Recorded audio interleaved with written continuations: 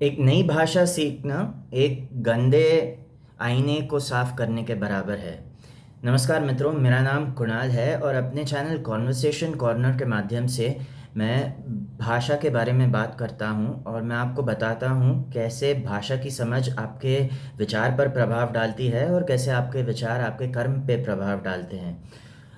आप सभी को मालूम है, हम अभी 21वीं सदी में जी रहे हैं। ग्लोबलाइजेशन का ज़माना है और हर कोई जानता है कि अंतर्राष्ट्रीय भाषाओं की समझ काफ़ी महत्वपूर्ण हो सकती है।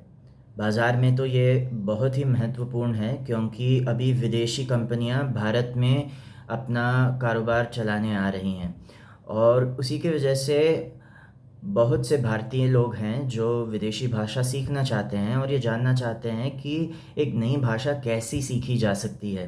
तो मैं उनसे कहूँगा कि भाषा सीखना यानी दर्पण को साफ करना। अब इससे मेरा क्या आशय है? अगर हम किसी गंदे दर्पण को देखें तो हम ये देख पाएंगे कि दर्पण तो है, लेकिन दर्पण के साथ काफ़ी गंदगी भी है। और जब वो गंदगी साफ़ की जाती है, दर्पण के समक्ष जो है वो दर्पण में साफ दिखता है।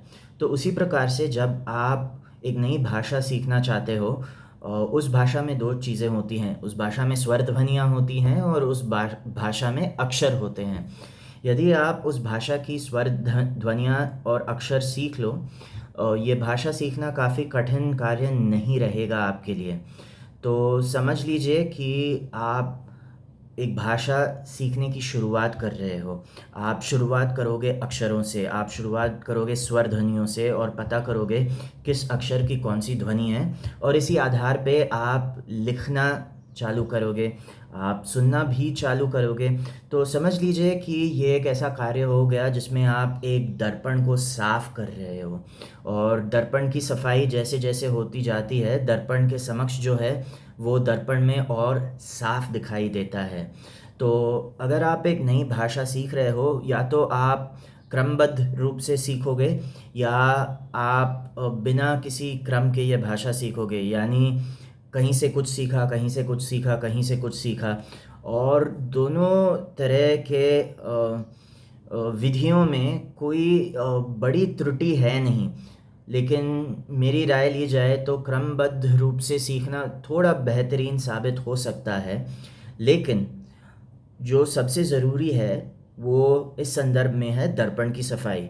और अगर इसको भाषा के संदर्भ में लिया जाए तो सबसे ज़रूरी चीज़ है नई चीज़ें सीखते जाना। और आप जैसे जैसे नए अक्षर और नए शब्द सीखते जाते हो, नई चीज़ें सुनते जाते हो, वैसे वैसे आपका दर्पण साफ होता है। इससे मेरा आशा है कि आपकी समझ और बेहतर होती जाती है।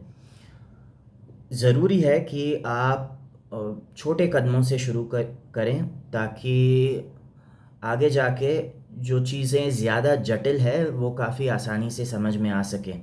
अगर एक ही प्रयास में आप पूरा दर्पण साफ करने की कोशिश करते हो तो संभावना यही है कि आप असफल रहोगे। उसी तरह जब आप एक भाषा को एक ही महीने में सीखना चाहते हो, आप अपने लिए एक असंभव सा लक्ष्य तय कर रहे हो जिसकी आपूर्ति पे आपको दुख ही भोगना पड़ेगा।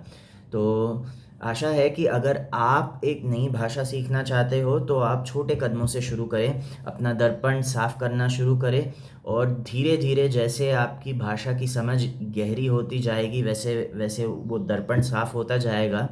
और भले ही एक ऐसा दिन कभी ना आए जिसमें कि उस दर्पण में कोई भी गंदगी नहीं है, ज़्यादा हद तक वो दर्पण साफ़ ही हो जाएगा। तो नई चीज़ें सीखना शुरू करें, भले ही शुरुआत आपकी छोटी हो, लेकिन यदि आप उस कार्य में लगे रहें, किसी ना किसी दिन निपुणता हासिल करना अनिवार्य हो जाएगा आपके लिए।